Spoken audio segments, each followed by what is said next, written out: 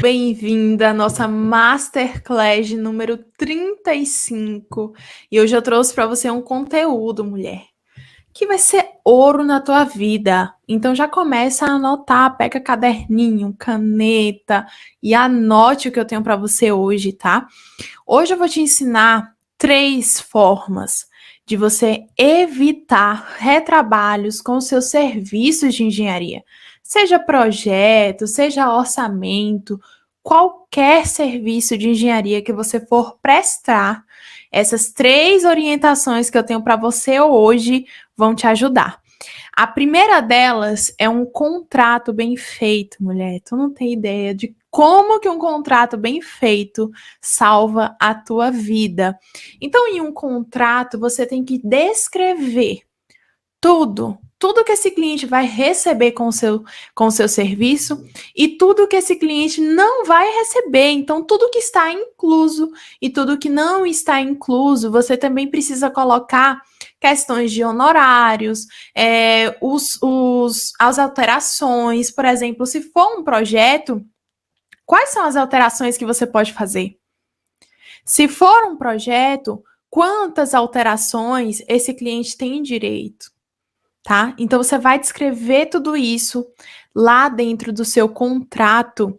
Depois, mulher, a gente tem, eu separei aqui um roteiro, tá? Pra gente não... tava até esquecendo um aqui, ó.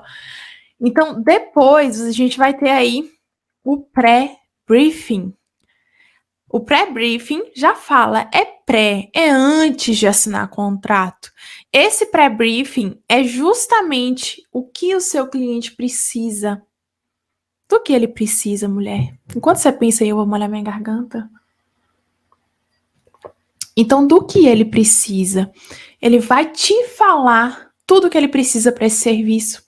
Tudo que ele precisa de você. Tá? Então, nesse pré-briefing, ele vai te orientar tudo que ele precisa. Quais são os serviços que ele precisa, se for um projeto, se for um orçamento, o que é que ele precisa nesse serviço, tá, mulher?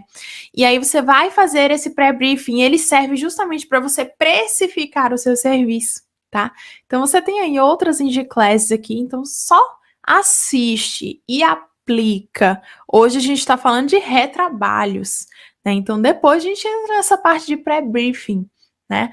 E depois, mais completo ainda, a gente tem o briefing, né? Esse briefing, ele é muito mais completo. Se você não sabe o que é um briefing, é um questionário.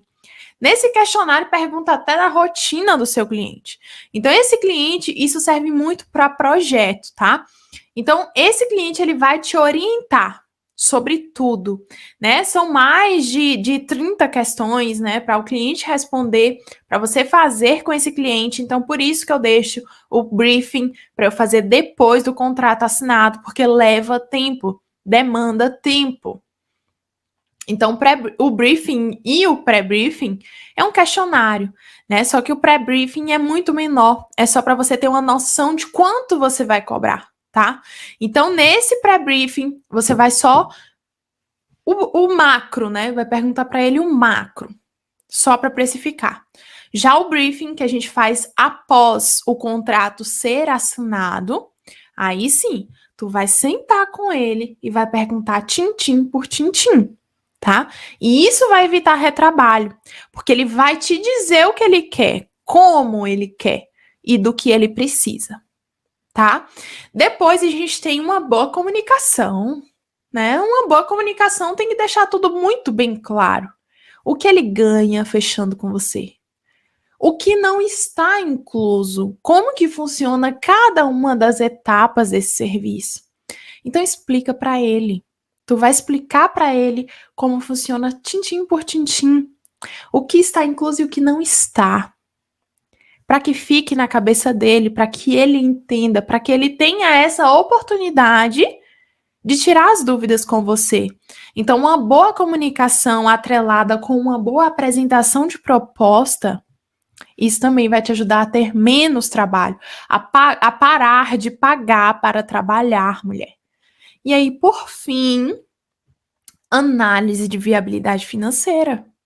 Não adianta você fazer projetos incríveis que o cliente não pode pagar. O cliente, ele tem que ter dinheiro para executar, senão você só fez, né, mais um projetinho de gaveta. E não é isso que a gente quer, né? Então, faça a análise de viabilidade financeira, que é para saber exatamente quanto que o seu cliente pode gastar. Como que vai ser feito? Qual vai ser a área quadrada que eu vou poder projetar ali? Outro ponto também é conhecer o código de obras, né? Já que a gente está falando de projetos.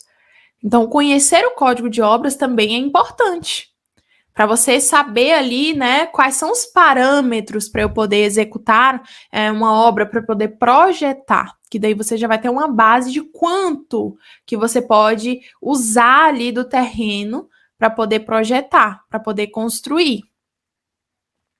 Então, esses são os 3 pontos principais, né? Agreguei um aí para você de bônus, mas esses são os 3 principais pontos para você parar de pagar para trabalhar.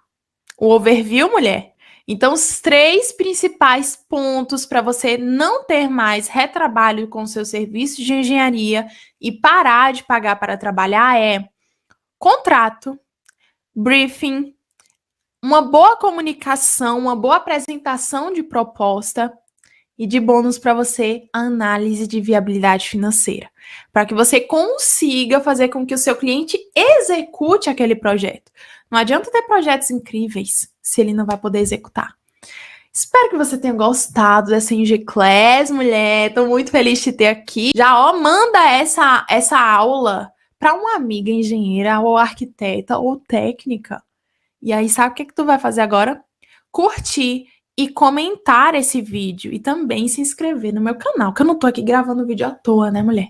Então se inscreve. Te vejo na próxima Engie Class. Beijo.